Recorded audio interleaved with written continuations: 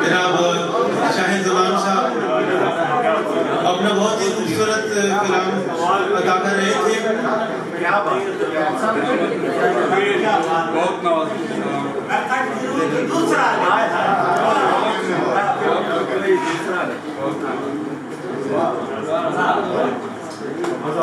سامعین کرام، محفل اپنے اختتام اور عروج کی جانب پہنچ چکی ہے. آج کی اس بزم کے دولہ ہمارے دیرینہ دوست صاحب شام جناب سجاد بلوچ ہمارے درمیان موجود ہیں. جیسا کہ میں نے آپ سے پہلے بھی گزارش کی تھی کہ آپ اپنی زندگی کی ترقی کی منزلیں طے کرتے ہوئے خط جنگ سے لاہور اپنے فرائض منصبی کے سلسلے میں قیام پذیر ہیں. آپ کی شاعری کی 2 کتب آ چکی ہیں، ایک ہجرت و ہجر اور دوسری رات کی راہداری میں.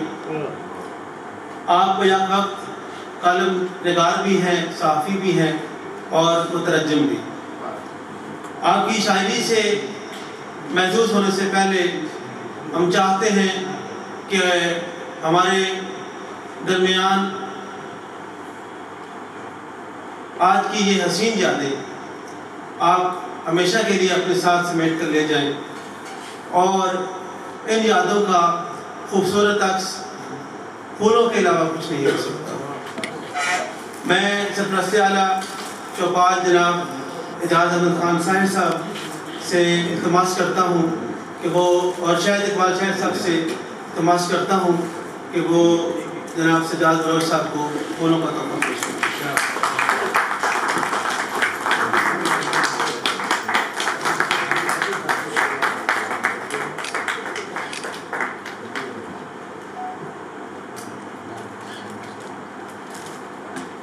محترمہ مومنہ وحید صاحبہ ہماری اس بزم میں خصوصی طور پر شریک ہوئی.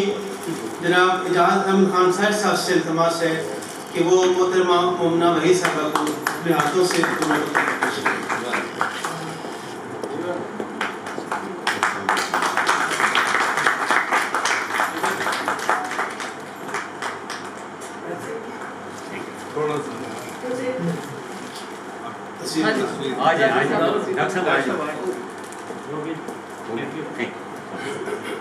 اور اب میں آپ کی اور جناب سجاد بلوچ صاحب کے درمیان حائل نہیں ہونا چاہتا. جناب سجاد بلوچ.